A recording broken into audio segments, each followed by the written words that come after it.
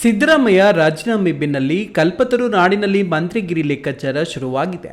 ಈ ರೇಸ್ನಲ್ಲಿ ಮುಂಚೂಣಿಯಲ್ಲಿ ಕೇಳಿಬರುತ್ತಿರುವುದು ಕುಣಿಗಲ್ ಶಾಸಕ ಡಾಕ್ಟರ್ ಎಚ್.ಡಿ. ರಂಗನಾಥ್ ಹೆಸರು. ಡಿಕೆ ಶಿವಕುಮಾರ್ ಅವರ ಆಪ್ತ ಸಿಗರೇಟ್ ಎನಿಸಿಕೊಂಡಿರುವ ರಂಗನಾಥ್ ಡಿಕೆಶಿಗೆ ಹತ್ತಿರದ ಸಂಬಂಧಿ ಕೂಡ ಹೌದು. ಹೀಗಾಗಿ ಈ ಬಾರಿ ರಂಗನಾಥ್ ಕ್ಯಾಬಿನೆಟ್ ದರ್ಜೆ ಮಂತ್ರಿಯಾಗಬಹುದು ಗ್ಯಾರಂಟಿ ಅಂತ ಕಾರ್ಯಕರ್ತರು ಅಚಲ ವಿಶ್ವಾಸ ವ್ಯಕ್ತಪಡಿಸುತ್ತಿದ್ದಾರೆ. ಮತ್ತೊಂದೆಡೆ ಜೆಡಿಎಸ್ ತೊರೆದು ಕಾಂಗ್ರೆಸ್ ಸೇರಿ ಸದಾ ಡಿಕೆಶಿ ಪರ ಬ್ಯಾಟ್ ಬೀಸುತ್ತಿದ್ದ ಗುಬ್ಬಿ ಶಾಸಕ ಎಸ್.ಆರ್. ಶ್ರೀನಿವಾಸ್ ಅವರಿಗೂ ಅದೃಷ್ಟ ಕುಲಾಯಿಸುವ ಸಾಧ್ಯತೆ ದಟ್ಟವಾಗಿದೆ. ಒಕ್ಕಲಿಗ ಕೋಟಾದಡಿ ಶ್ರೀನಿವಾಸ್ಗೆ ಸಚಿವ ಸ್ಥಾನ ಸಿಗಬಹುದು ಎನ್ನಲಾಗಿದೆ.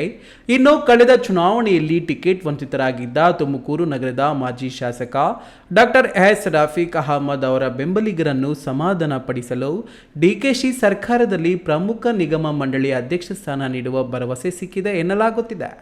ಇವರ ಜೊತೆಗೆ ಜೆಡಿಎಸ್ನಿಂದ ಬಂದ ಮತ್ತೊಬ್ಬ ಒಕ್ಕಲಿಗ ನಾಯಕ ಡಿ.ಸಿ. ಗೌರಿಶಂಕರ್ ಅವರಿಗೂ ನಿಗಮ ಮಂಡಳಿ ಒಲಿಯುವ ಸಾಧ್ಯತೆ ಇದೆ. ಆದರೆ ಜಿಲ್ಲೆಯ ಪ್ರಮುಖ ಅಹಿಂದ ನಾಯಕ ಮಧುಗಿರಿ ಶಾಸಕ ಕೆ.ಎನ್. ರಾಜಣ್ಣಗೆ ಈ ಹೊಸ ರಾಜಕೀಯ ಬೆಳವಣಿಗೆ ತೀವ್ರ ಹಿನ್ನಡೆ ತಂದೊಡ್ಡಿದೆ.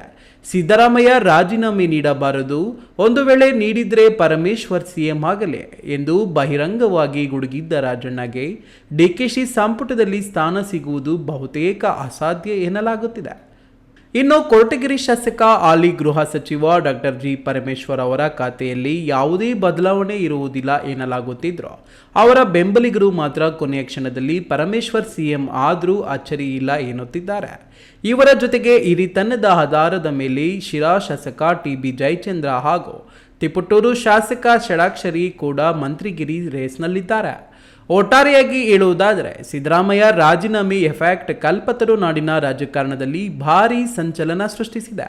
ಡಿಕೆಶಿ ಆಪ್ತರಿಗೆ ಮಂತ್ರಿ ಪಟ್ಟ ಸಿಗುತ್ತಾ, ಹಿರಿಯರ ಲೆಕ್ಕಾಚಾರ ಉಲ್ಟಾ ಆಗುತ್ತಾ ಅನ್ನೋದನ್ನ ಕಾದು ನೋಡಬೇಕಾಗಿದೆ. ತಿಮ್ಮಯ್ಯ, ಈ ನ್ಯೂಸ್ ಟಿವಿ, ತುಮಕೂರು.